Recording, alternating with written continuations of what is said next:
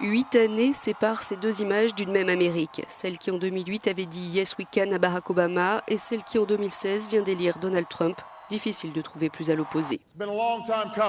Dans ce discours de victoire, Obama disait « Cela a mis du temps, mais ce soir, grâce à ce que nous avons accompli, à cette date, dans cette élection, à ce moment décisif, le changement est arrivé en Amérique. » Donald Trump lui expliquait « Maintenant, il est temps pour l'Amérique de penser ses blessures. Nous devons nous unir. À tous les républicains, les démocrates et les indépendants de cette nation, je dis qu'il est temps pour nous de s'unir. »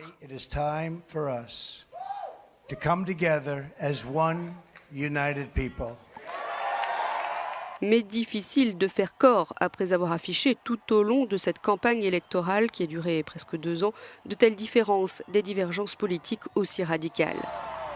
En 2010, après une rude bataille d'1 an avec le Congrès, Obama a signé enfin la loi sur l'assurance maladie, l'Obamacare, si détestée par les républicains.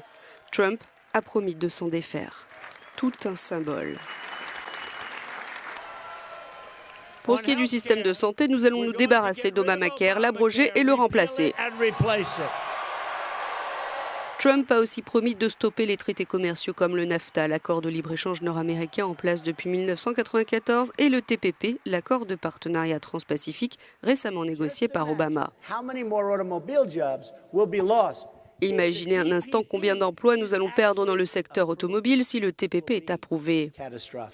Ce sera une catastrophe. C'est pourquoi j'ai annoncé que nous nous retirerions des négociations avant que cela n'arrive. Le président Obama s'est aussi engagé publiquement dans la lutte contre le changement climatique. Il a aussi engagé son pays officiellement avec les accords de Paris. Les États-Unis reconnaissent leur rôle dans ce problème de dérèglement et nous prenons nos responsabilités, nous aiderons à le résoudre. Je suis déterminé à faire en sorte que l'Amérique continue à jouer ce rôle de leader pour conduire l'action internationale. Or, le prochain président américain, Trump, a maintes fois dit par le passé que le réchauffement climatique n'était qu'un coûteux canular inventé par la Chine pour rendre les produits américains non compétitifs. Et puis, il y a la vision de la place des musulmans dans la société américaine. Une vision diamétralement opposée chez les deux leaders, comme on a pu le voir après la fusillade de San Bernardino en décembre 2015.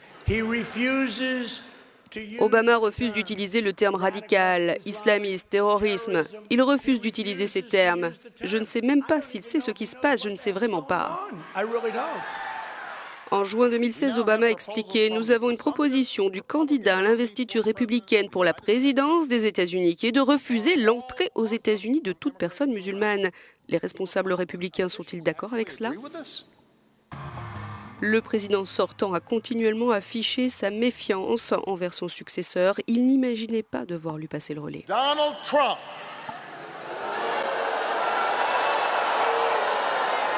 Ne le huez pas, allez voter. Donald Trump n'a pas les compétences pour être président.